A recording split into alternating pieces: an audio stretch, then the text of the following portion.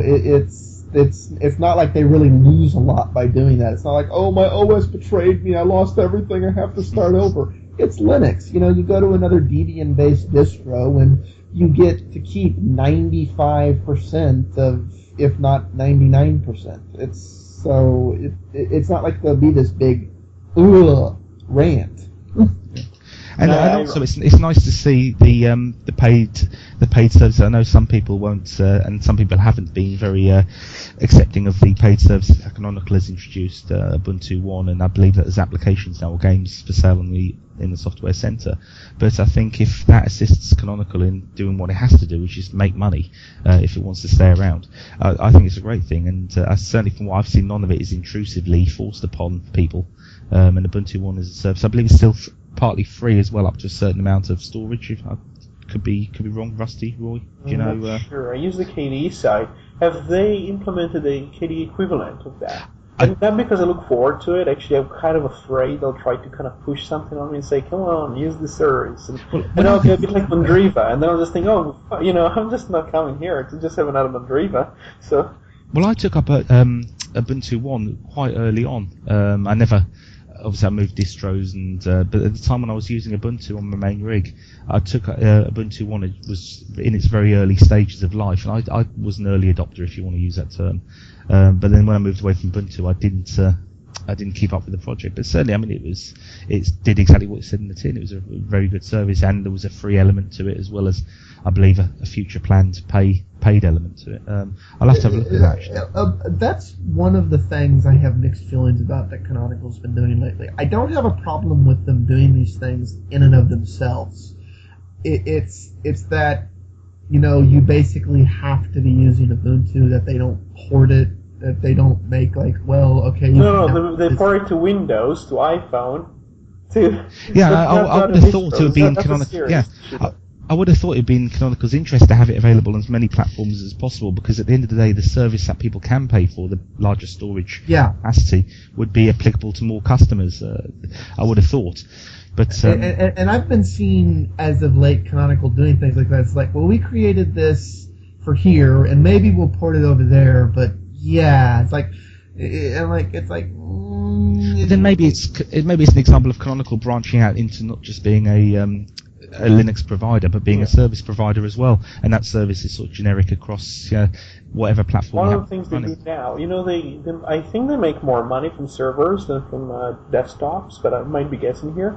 One of the things they did recently, they mentioned something about HP adopting like Ubuntu as maybe even Amazon. They mentioned the whole cloud thing. If you see Canonical Ubuntu thing, it's just like cloud this, cloud that, which kind of makes me sick personally, but that's a different story. But because they do try to market, it's like, oh, Ubuntu is so great for your cloud and your data, and blah, blah, this is apparently what sells. The Linux Foundation is doing the same thing these days. So, and Linus Torvalds, he prefers not to comment on it. He said in one of the recent conferences, because he knows that the Linux Foundation tells him, no, we need to say cloud, we need to say, and he's like, oh no, don't do that. It's just like, don't say anything here, don't say anything. It'll go into one of the newspapers and they'll say, Linus Torvalds, the cloud is crap. And because that's what they look for. That's what they look for. And he knows to be careful of not just making these outrageous statements about things. So anyway, Canonical is looking at this cloudy thingy, and they make mostly money, as far as I know, from the server side. What I did find out, I had to go to Ubuntu One and just check it's actually open source on both ends, so clients and the host. And even though Ubuntu is still based on Mono to an extent, which is very bad news, and we had to do something about it at some stage, the Ubuntu One thing has nothing to do, as far as I know, with Mono. It's got hooks for Tomboy, which is based on Mono, and it is actually available for Android as well. So it's not just the iPhone anymore. I think they used to make loads of hype. It's available for iPhone, Ubuntu One, and you kind of think, what about us? What about Linux users? Yeah, and it's the things like that. It's you're getting the feeling as of late that that's almost an afterthought, and I'm like, guys, you're supposed to be an open source company. This shouldn't be an afterthought. Well, moving to our next topic. I believe, Roy, it's another one. If I can explain to people listening, because they won't be aware of what we've got in front of us. We have a list of topics which we plan on covering, which is written pre-show when we're having a little chat and going through some of the things that we'll be discussing in a hope or in a bid to make the show a little bit more coherent, not off on too many tangents. So most of these articles were presented by Roy, so Roy's going to be leading for most of them. So, Roy, if I can pass you over for the second one. Well, we might as well go for a song first. So this is going to be Inch Chua with Rule the World.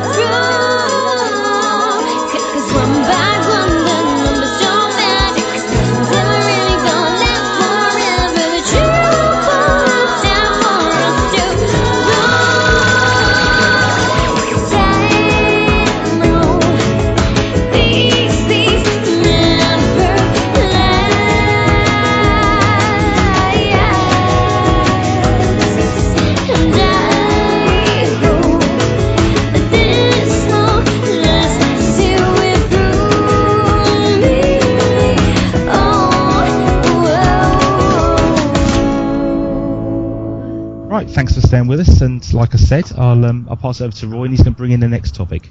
Well, so the Linux Foundation has got several new members. I think they mentioned several new members, and the number of members they get is at least maybe two a week or something now, and so they've actually quit trying to announce each time any one company joins the Linux Foundation because there's just too many of them, and they release them in like bundles of.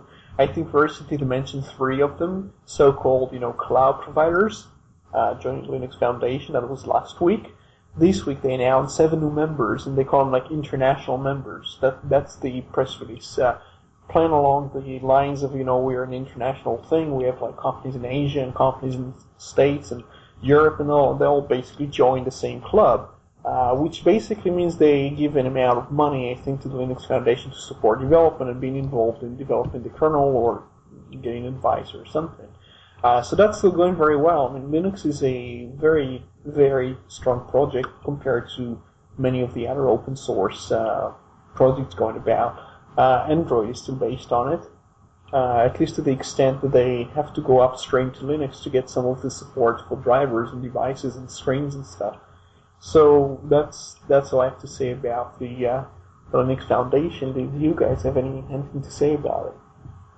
I think it's a marketing front mostly for it's also the thing, of course, which pays Linus the wage. But I don't know